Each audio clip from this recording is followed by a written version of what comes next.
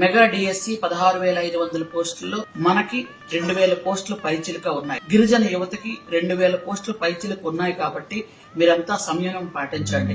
మొత్తం అన్ని జిల్లాల వారీగా మాట్లాడుకుందాం. ఫస్ట్ శ్రీకాకుళం జిల్లాకి 25 పోస్టులు, విజయనగరం జిల్లాకి 26, విశాఖపట్నంకి 43, ఈస్ట్ గోదావరి 74, వెస్ట్ గోదావరి 61, కృష్ణా 71, గుంటూరు 65, ప్రకాశం 33, నెల్లూరు 43, చిత్తూరు 95, కడప 43, అనంతపూర్ 49, కర్నూలు 161. ఇది స్కూల్ ఎడ్యుకేషన్లో 789 పోస్టులు ఎస్టీ కేటగిరీకి కేటాయించినటువంటి పోస్టులు.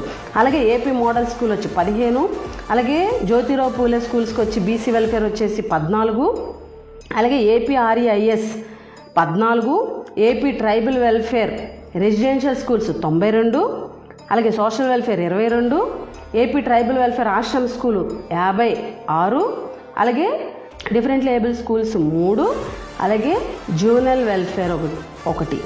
టోటల్ వచ్చి 1006 పోస్టులు ట్రైబల్ కేటగిరీలో, ఎస్టీ కేటగిరీలో మీరిచ్చినటువంటి డిఎస్సిలో నోటిఫికేషన్లో మీరిచ్చినటువంటి పోస్టులు. మనకి 2,000 పోస్టులు పైచిలుక ఉన్నాయి. ఇది పచ్చి అబద్ధాలు కాదా, అవగాహన లేనటువంటి మాటలు కాదా, అసలు ఎలా చెప్పారా అని చెప్పి మొత్తం చూస్తే ట్రైబల్ వెల్ఫేర్ ఆశ్రమ్కి 881, ట్రైబల్ వెల్ఫేర్ గురుకులం అంటే రెసిడెన్షియల్స్కి వచ్చి 1143, కలిపితే 2024.